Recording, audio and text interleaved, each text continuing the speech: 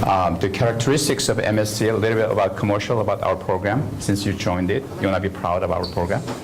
And then I'm going to a little bit content of it, again, how the program looks like, the structure of it, and the timeline and tools that you have to do online program, and some rules here. So we need to discuss that too. That's part of the, since you're online, that it's important that you understand the rules of the doing the projects and doing other stuff. So, all right.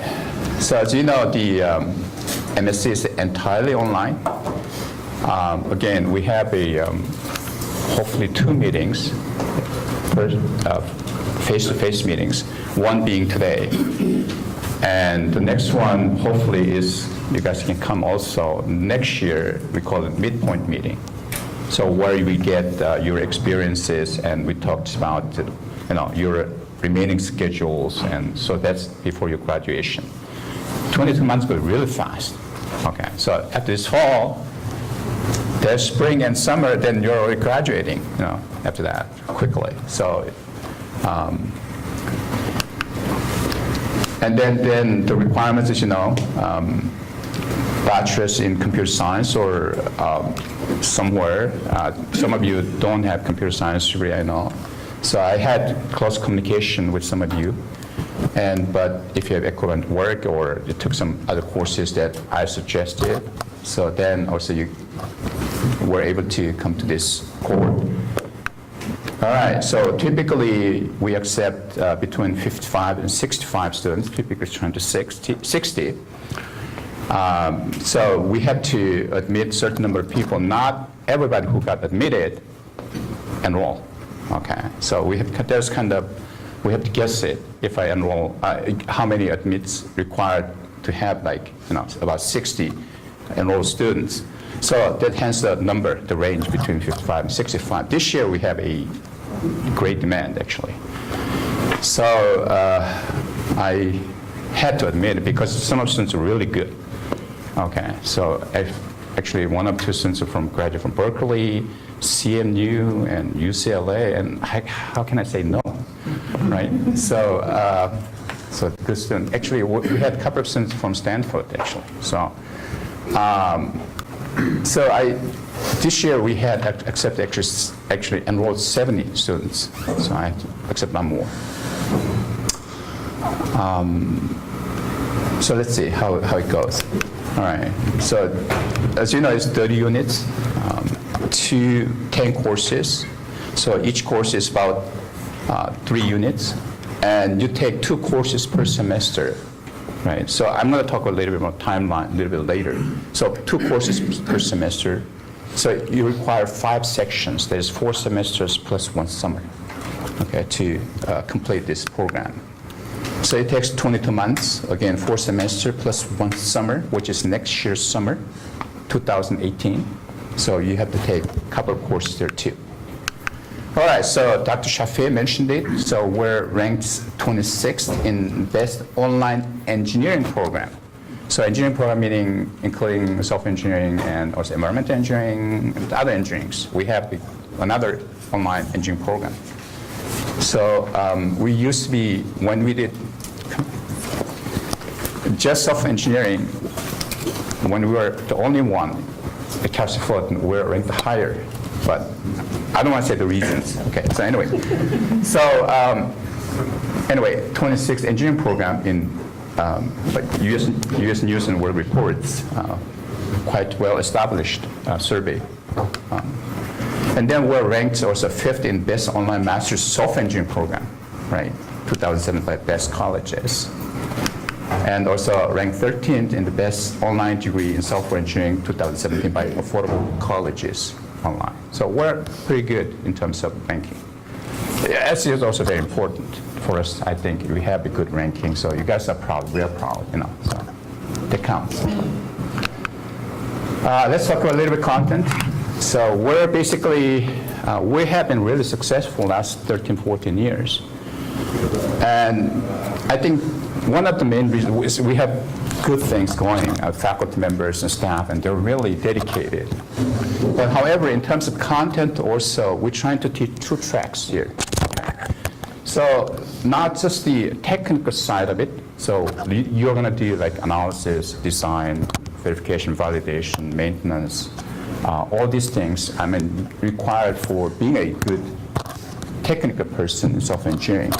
But also we emphasize also project management side of it. Okay, a lot of software engineers or different engineers, they don't really go into that side of it. Okay, some of you are already managers, I know. Some of you worked in the industry for a while. For those of you, really important to know also how to manage people, how to manage projects, right?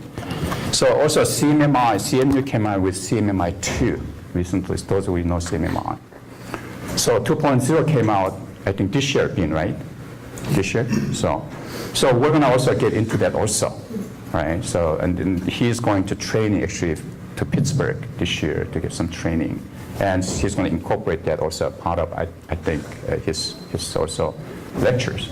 So we're emphasizing also good project management side of it, and that's a lot of people like that also, I think. So our extra foundation, you're gonna learn extra foundation for technical side and project management side. Okay, so those of you who like to go to like going to administration side of it, that's really important.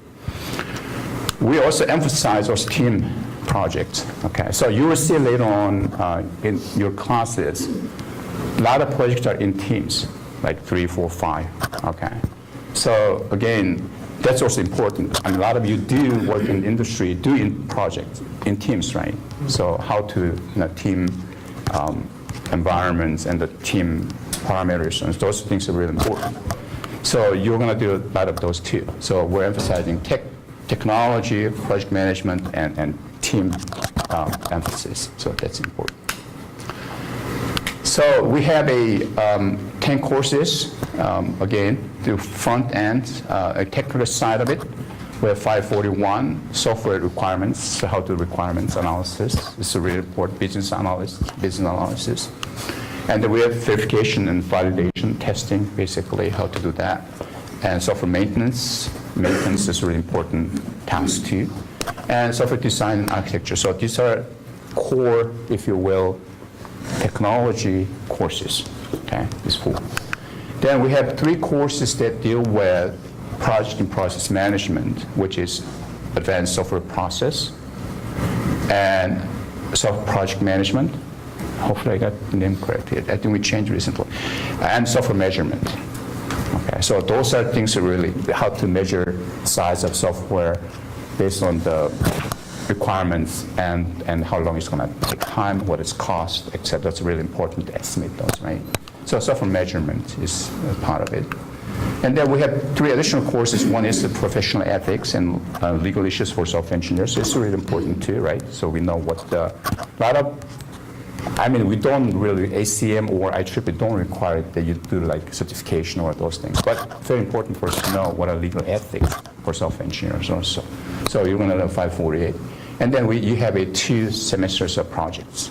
Okay. So these are 10 courses. We think we have very good balance of technology side and also project management side and some other really important things.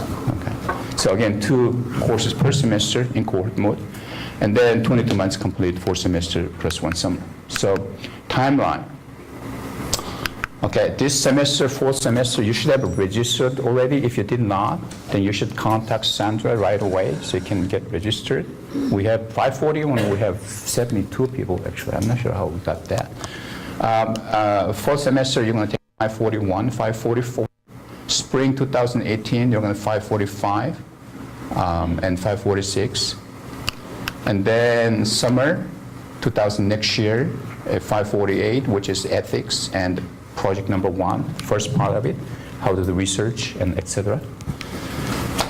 And then for 2018, 542, which is verification and validation, and 547 software measurement. And then lastly, spring 2019, it's like 22 months from today. 543 is software maintenance and your project, the graduation capstone project. So there will be your schedule. So it will be also seeing that online in case you need know a little bit more about the content of it. So you can go online and find out more about these courses. All right, so what are tools for doing the online courses.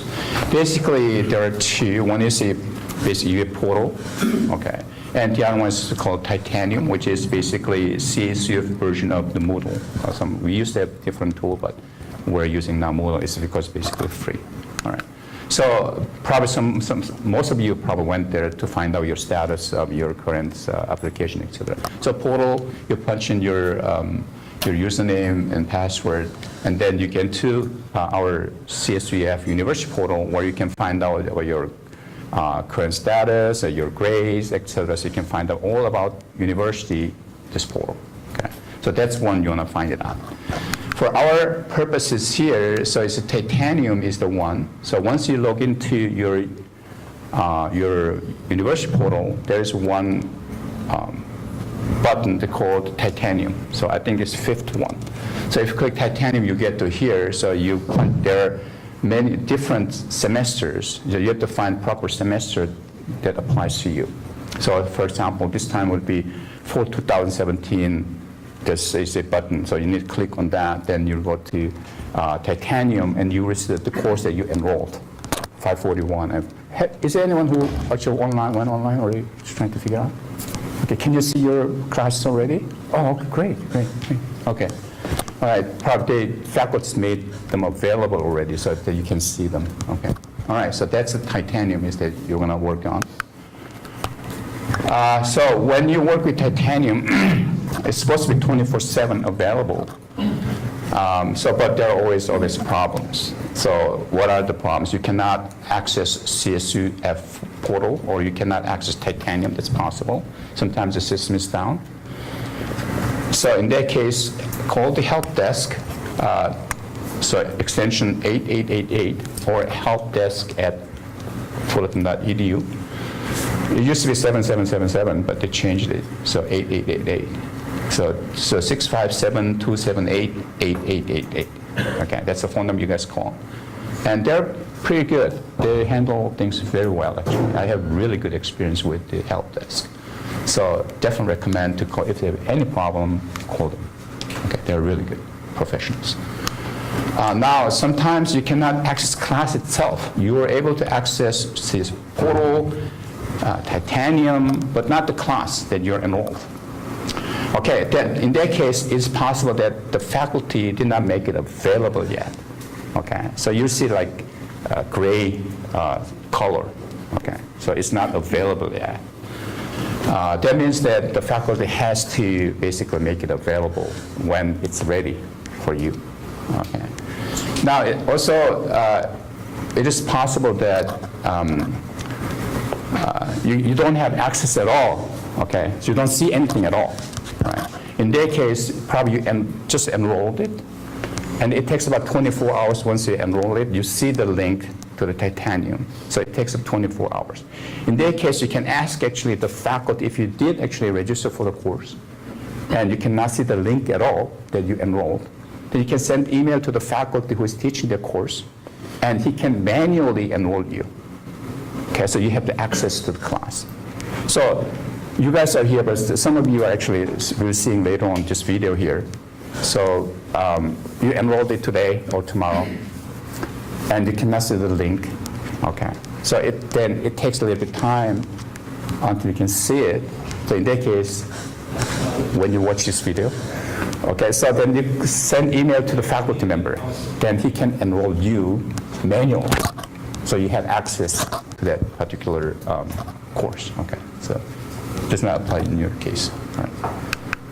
All right, so there are some rules here. Okay, this is important, very, very important, I was told. So it is very, very important to respond to faculty, especially to staff's email. Okay. Now, some of you sent emails saying, "Oh, my registration is not there yet, and I cannot connect to faculty." Like, so some of you, I don't think any of you here, but some are outside there, sent emails saying there's some problem. Now, it could be that all the emails that are coming from staff and faculty mostly come to your CSUF email account, Kelsey Fulton email account. So not your personal one that you used to apply for the program. Okay, so make sure that you, if you want to check emails, to go to your CSU email account. Okay, otherwise the staff members don't have your personal email account. Okay, so they want to send always emails to there. So make sure. So you want to do at least 3 or 4. It's hard kind of. At least 3 or 4 times per week. Log in and see, make sure if there is any message from staff members. And also, so Sandra probably is going to send out email for how to register course, what kind of courses you're going to take next time, and how to register. And she will send the permits to register. So a lot of things taking place through email. So make sure that you look at your CSUF email account. Okay. All right, so if you ask help, if you run into a problem, if you have any problem, we're here to help you, especially all the faculty members, especially what kind of things can happen, all right? So don't just disappear from class, okay? It happens.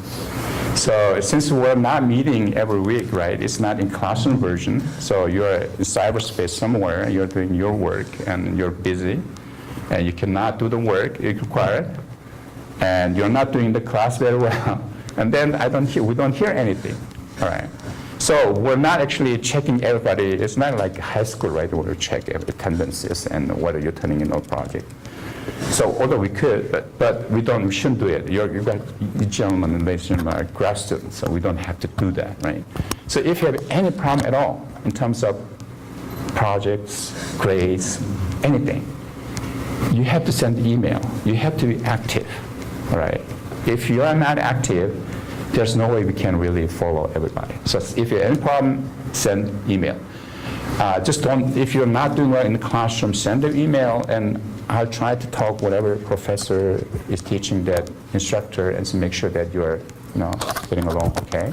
So send an email. If you just disappear, don't do anything, typically you get WU, that means unauthorized withdrawal, and which will, then you have certain time to finish it. If you don't do that, then you become F.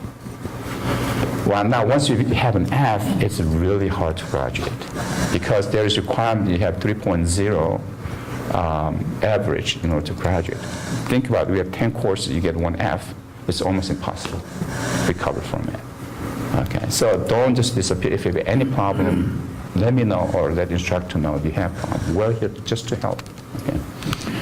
Also, GPA, again, the GPA requirement, 3.0 is minimum they should have, right? So, but if you fall below 3.0, you will be on probation. Okay? So you have to get out of probation within 1 year.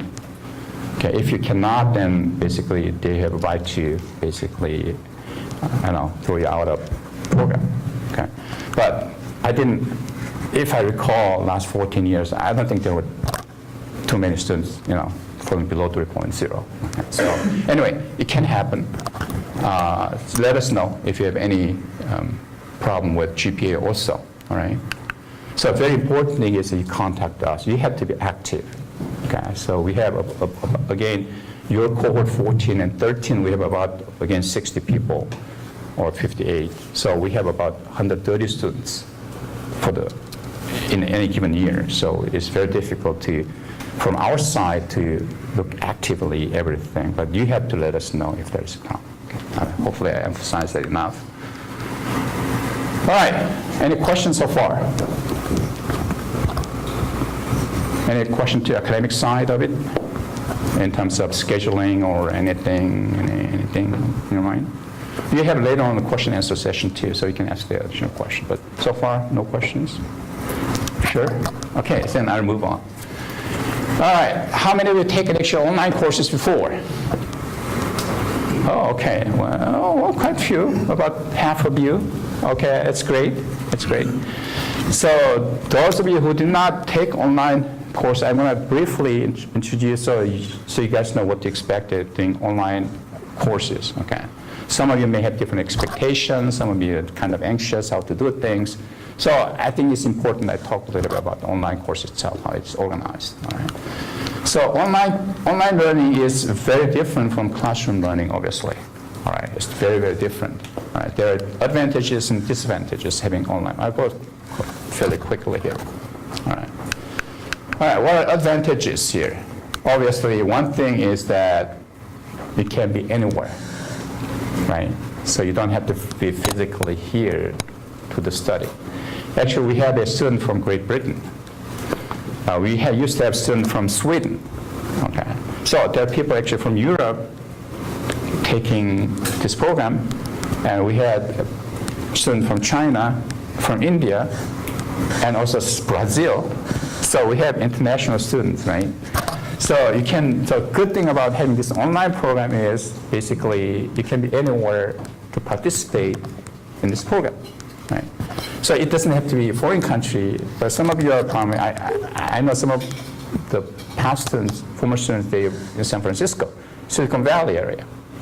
Okay, they wanted to take courses, participate in the program, so they don't have to commute here, right? It's good. Some of you are from San Diego area, some of you are from Boulder, Colorado, so there are different places, right? So it's good thing is you can be anywhere. You're not physically limited to Caltech Fulton area, right? So that's good.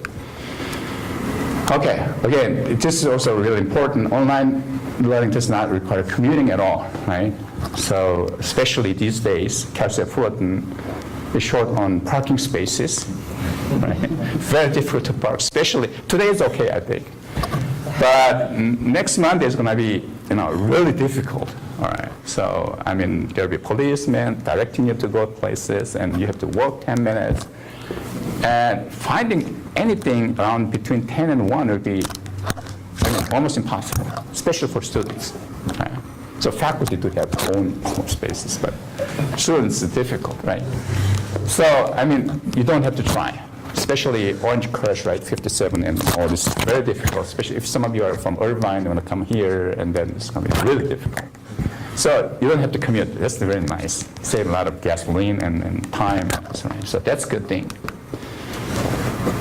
All right, so also good thing is you can take most of the class at your convenience, right? Some of you do, again, I know, do work full-time basis, and you don't have time during, 9 to 5 or 9 to 8 these days. I'm not sure how long you work. So, and you don't have time at all during weekdays, right? So you can find a time, set a time. Okay, I'm going to do a Saturday. I'm going to dedicate, time for the classes, or Sunday, right? So basically, you can do it at your own convenience. Some of the students actually in the past, they went to foreign countries for travel, because of work. So they actually do sitting in swimming pool, right? And then do some stuff, having like margarita, I don't know, whatever it is. So, sitting there in poolside and doing classwork, that's a good thing too, right? So enjoying, actually, they don't have to be there physically, right? So that's a good thing. But the thing is that our courses are also asynchronous mode. There are two modes. There's synchronous mode, asynchronous mode.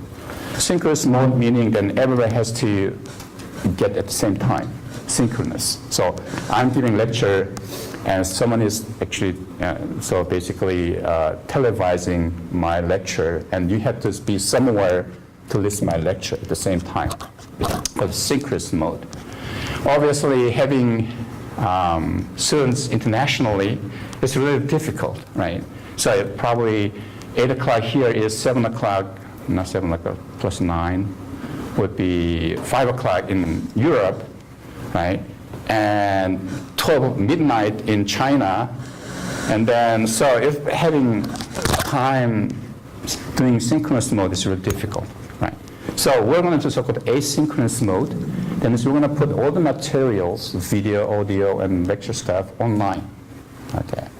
So then you can, at your pleasure, at your convenience, you can go online and download them, watch the lectures, and they're yours. Okay. So you call it asynchronous mode. So our lectures are asynchronous mode, not synchronous mode. Some of you, when is the lecture for this? No, there is no special time allocated for the particular lecture. So everything will be online. Okay, so you can do it at your convenience. All right, again, self-paced learning. So some of you are very busy beginning of the semester, right? So you can say, okay, I cannot allocate too much time beginning of semester, but I have more time in the later on. So you can pace the steps of study based on your time frame or your needs, okay?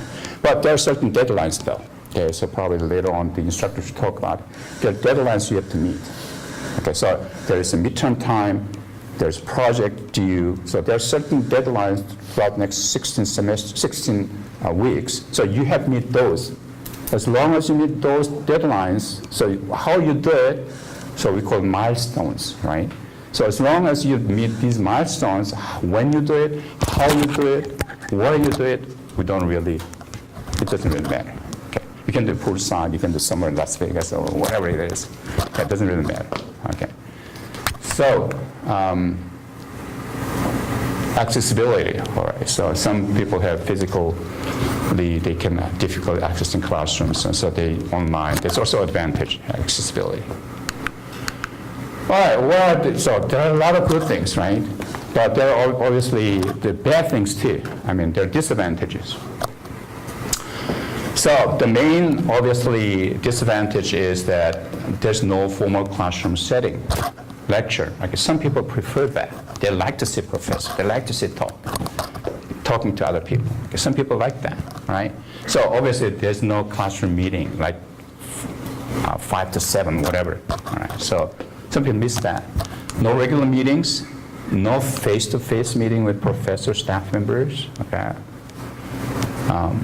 And important, there's no immediate response. So if you have questions, concerns, you have to send email or whatever, right? You have to communicate through Moodle. You don't get response right away, right? We don't sit 24/7 and saying, see, oh, here's email, send it back. Okay, we don't do that, right? We check probably maybe once a day or twice a day, right? If there is a urgent matter, you can call, obviously. But so there's no immediate response.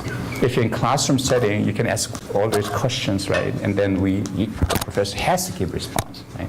But here's no immediate response. So some people feel that you're not getting something, right? You're missing something. Some people like to have that kind of communication. So that's main disadvantage.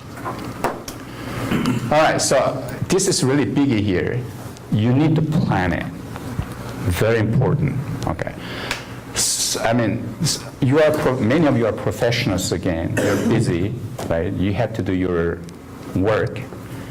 And then you say, oh, I'm going to do it next week, okay, when I have more time. Now, if it comes next week, oh, again, very busy this week. So I'm going to do next week. Okay, we know that how that happens, right? So if you don't allocate, plan it, then basically you're postponing it later. Oh, next week the project is due. Next week midterm is due. You're too late. Okay, so definitely really important is you need to plan it.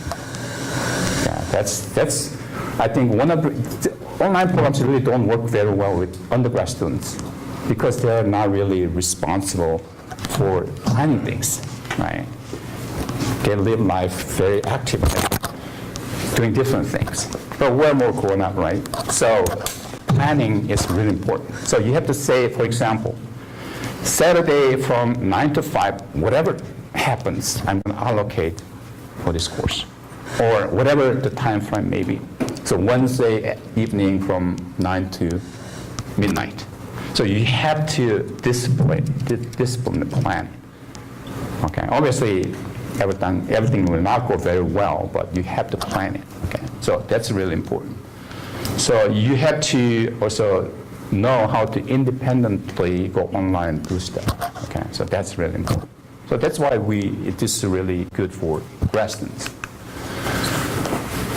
Okay, so again, distance learning does not give students too much opportunity to work oral communication skills. So you don't give real projects, presentations. You don't raise your hand saying, oh, I know about this. Okay, you don't do that. You do it really in a classroom setting, but here you don't have that, right? So oral communication is kind of lacking among your students and also with the faculty and staff members. So today is a really good opportunity. Again, I mentioned that you get to know at least 3 or 4 classmates, right? They can really help later on. Right? And also another one is social isolation. All right, so you just sit there, you do your own stuff, and then you're isolated. So that's, again, disadvantage of online, not us, but many online programs have social isolation, and basically you're doing all alone, right? All right, so the next one is distance learning requirement, just different handout.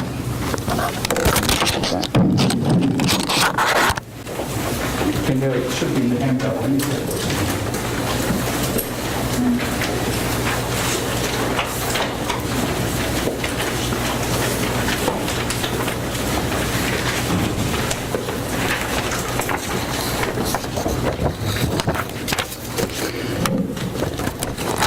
So there is a separate handout for distance learning requirements. Okay, hopefully you can take it out. All right. So I'm not really going to go through it, actually everything. So distance learning, what that is, online participation. So I have to go through this at least once. So you did look at it and you know what that is, especially the core rules of netiquette, what we call net etiquette, right? So you should read that. We're human, obviously. Adhere same standards and behavior online that these are obvious things. You guys know this, but I have to go through it at least once, but it's required. So know you are in cyberspace can be always dangerous, not physically, but people can look what you're doing, right? Security issues. What is important? Don't abuse your power. I'm not sure what kind of power you have, but anyway, don't abuse. Important. All right. So forgive other people making mistake. All right. So if you send wrong email to wrong person, don't judge us right away saying, oh, you did this. All right. All right, so technical support, again, next page, page number 2, is actually 657-278-8888 now. It changed to 8888. 777 is dedicated for faculty and also staff members, I think. All right, so on-campus meeting requirements does not require, but we hope that you can commit this twice. Now, the next thing is really important, academic dishonesty and penalty for academic dishonesty. So since being this online program, we don't really know what really you're doing besides submitting all the required projects. So there are certain rules still. So academic dishonesty, obviously, right, and cheating, and what plagiarism is. Plagiarism is basically submitting stuff without giving credit to other person who actually did the work. You know this, so I bother you. I don't want to bother you more. Okay, so then what you have to do is, if you do like last page, so you can spend a little bit more time. There's time to submit things to me. So you basically sign that I've read and understand distance learning requirements. So dated, your name and signatures. So you can, later on, before you leave, you can turn in this stuff. So just do it at some point, and then before you leave, give that to me, please. Okay.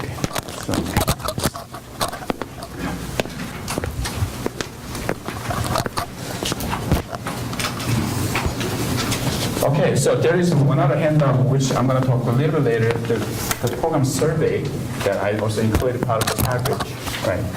So I emailed to you, and some of you, hopefully you got my email. Some of you emailed me back with the content of it, your responses. If you didn't, you can fill it, whatever you have right now, and come back to me later on before you leave. Or you can email to me back also by filling in the survey form that I sent you by email. But the best thing would be probably you forget it later on. I don't want to bother you with that. So fill it out and give it back to me before you leave. So that's, at this point, for me. Any questions before we go to 541 is software analysis? Any questions? It's 10 o'clock. Yes? What's the best way to communicate with you? Best way to communicate with me is email and also phone. Telephone me. Okay. I write my email address here. So if you have any question at all right.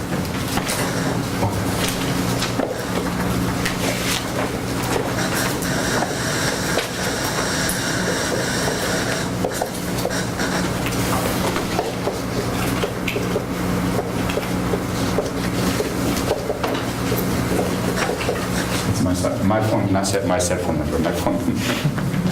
Okay, 652-787-257, extension 757, or phone number, Choi. All right? Yeah. How much time do you think we should set aside for each week? Okay, so that's a good question. So typically, we recommend 3 hours of work per unit. So since you're taking 6 units, right, per semester, about between 15 to 20 hours per week. And some people take less time, some people take a little bit more time. So about 15 hours would be proper time frame that you want to allocate. So probably you need 1 weekend day, probably Saturday, for which is 8 to 10 hours. And then a couple more hours here and there, but that should be okay. All right. Any other questions? Yeah. Are all the 10 classes that you mentioned, are they all cohorts or Yeah, all group cohorts. projects? Yeah. Mostly group projects. Yeah, mostly group.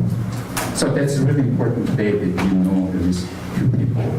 I mean, it sometimes happens that you think the person's really good, and then after 1 semester, the person is not really that good, right? It's going to change the members, but that happens. But usually, you guys are really good. I know. So usually, most of them are doing very well. So, yeah. So do you choose your own group or is Yeah, typically you choose your own group. Yeah. So usually So- how many people in one group? Depending on the project, on class, but anywhere between 2 to 5, depending on the class. So I think Dr. Ryu, how many people are you allowing in one group? I'm going to talk about It's not about, so about between 3 and 5. All right, so we have another session later on, QA session, so we're going to have more question and answers. So before we start it, probably if you want to get anything to drink also, we'll take a few minutes.